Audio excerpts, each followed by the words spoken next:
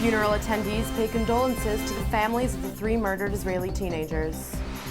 Recording of kidnapped boy's distressed call released to the media. Clashes erupt in Jerusalem after police find the body of a Palestinian teenager, and the IDF destroys the residence of alleged Passover Eve terrorist.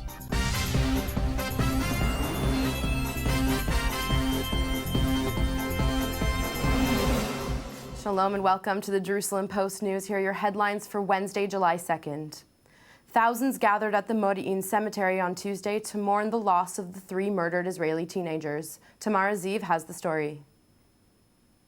We're here at the Modi'in cemetery at the funeral for the 3 teenagers. As well as the friends and family of the boys, people have come from all over Israel to mourn their loss.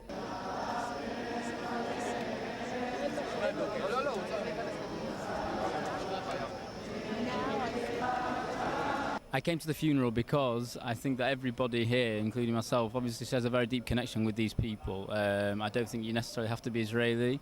I'm not Israeli, but I share a very deep connection with them. I feel like, having seen them on the news, I really kind of know them. From me coming from America, like, I know a lot of people that say Israel's this and that and weak, but it's like days like these or like times like these that you realize that like how a nation really comes together and how they become as one, and we're always as one, and you know, this is Am Yisrael.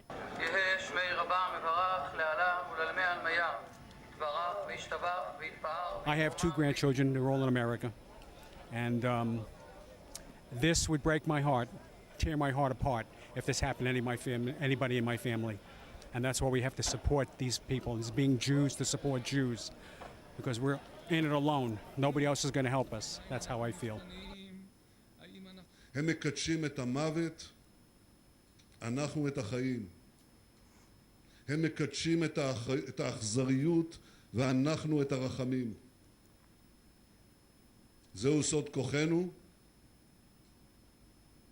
זהו גם בסיס לאחדותנו. A desperate plea for help came from a cell phone call that one of the 3 abducted Israeli teenagers made to the police from a car that had picked them up on a road in the West Bank. The chilling recording has been released to the public.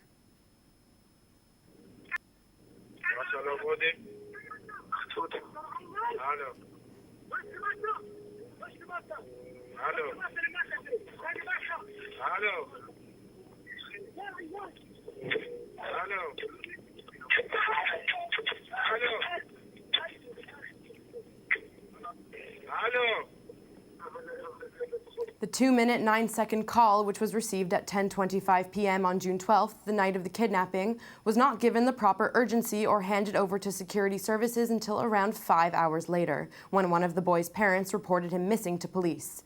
The police have been heavily criticized for not responding quickly enough to the emergency call, and an internal police probe led to the removal of 4 senior police officers.